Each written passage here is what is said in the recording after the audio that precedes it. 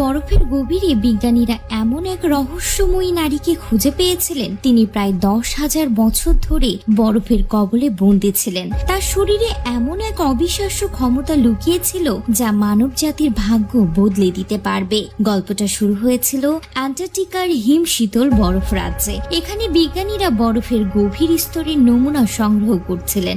প্রতিদিনের মতো সেদিনও তিনি কাজ করছিলেন, কিন্তু হঠাৎই তার চোখে পড়ল বরফের নিচে অদ্ভুত কিছু একটা জিনিসের ওপর। কাছে গিয়ে বরফ সরিয়ে তিনি স্তম্ভিত হয়ে গেলেন।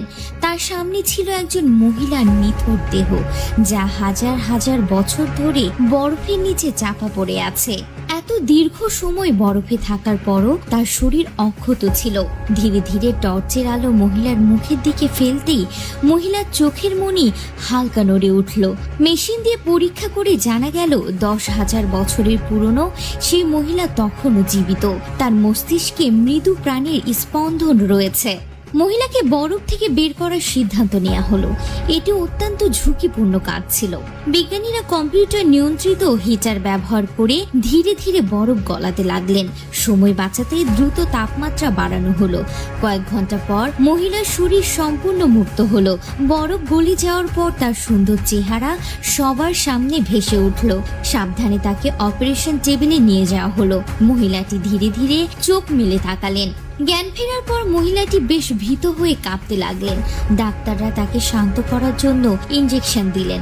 এরপর রক্ত পরীক্ষা করে বিজ্ঞানীরা আবারও হতবাক হলেন। তার রক্তে এক অদ্ভুত পরিবর্তন ঘটছিল, যা পৃথিবীর কোনো পরিচিত মানুষের রক্তের সঙ্গে মিলছিল না। মনে হচ্ছিল তার রক্তে কোনো অজানা ভাইরাসের উপস্থিতি রয়েছে।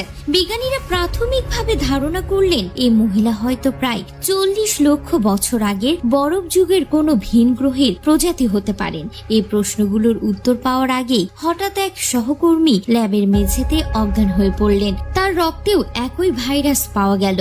দ্রুত ল্যাবের বাকি সদস্যরাও অসুস্থ হতে শুরু করলেন। কিন্তু একটি প্রশ্ন তখন বিজ্ঞানীদের মনে বারবার ঘুরছিল, যদি এই ভাইরাস এতই সংক্রামক হয় তাহলে সেই রহস্যময়ী মহিলা কিভাবে সুরক্ষিত রইলেন? তিনি সুস্থ ছিলেন, যদিও কিছুটা দুর্বল। বিজ্ঞানীরা তার সাথে কথা বলার চেষ্টা করলেন। তিনি তাদের ভাষা বুঝতেন না, তবে আশ্চর্যজনকভাবে খুব দ্রুত ভাষা শিখতে শুরু করলেন। তাকে একটি নাম দেওয়া হলো শাওমি। একদিন দেখা গেল তার হাতের একটি ছোট্ট ক্ষত কোনো চিকিৎসা ছাড়াই সম্পূর্ণ সেরে গেছে।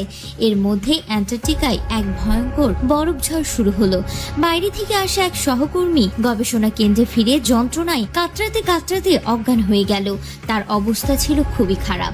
ডাক্তাররা তাকে বাঁচানোর চেষ্টা করতে লাগলেন। একজন ডাক্তার যখন তার হৃদস্পন্দন ফিরিয়ে আনার জন্য ডিফাইব্রিলেটর ব্যবহার করতে যাচ্ছিলেন, ঠিক তখনই শাওমি এগিয়ে এলেন।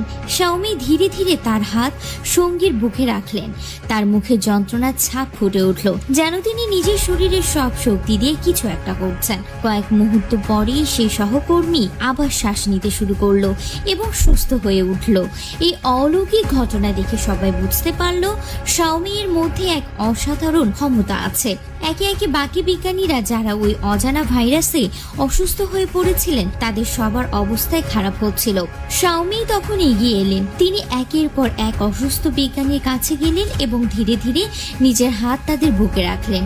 প্রতিবারই তার মুখে যন্ত্রণার চিহ্ন ফুটে উঠছিল, কিন্তু তার এই অলৌকিক চিকিৎসায় সবাই একে একে সুস্থ হয়ে উঠতে লাগলো। পরে জানা গেল প্রতিবার চিকিৎসা করার সময় শাওমি তার নিজের শরীরের শ্বেত রক্তকণিকা খরচ করছিলেন। সে সঙ্গীকে সুস্থ করার পরে শাওমি নিজে অজ্ঞান হয়ে মাটিতে লুটিয়ে পড়লেন। তার শরীর দুর্বল হয়ে গিয়েছিল। নিজের সমস্ত শ্বেত রক্তকণিকা খরচ করে তিনি অন্যদের জীবন ফিরিয়ে দিয়েছিলেন, কিন্তু তার নিজের শরীরের প্রতিরক্ষা ব্যবস্থা তখনও সম্পূর্ণ ভেঙে পড়েছিল।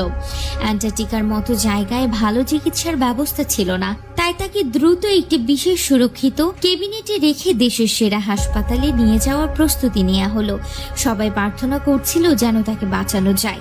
অনেক পথ পেরিয়ে অবশেষে তাকে হাসপাতালে নিয়ে যাওয়া হলো, কিন্তু বিশেষজ্ঞরা পরীক্ষা করে জানলেন শাওমি এর শরীরে শ্বেত রক্তকণিকার এতটাই অভাব যে তাকে আর বাঁচানো সম্ভব নয়।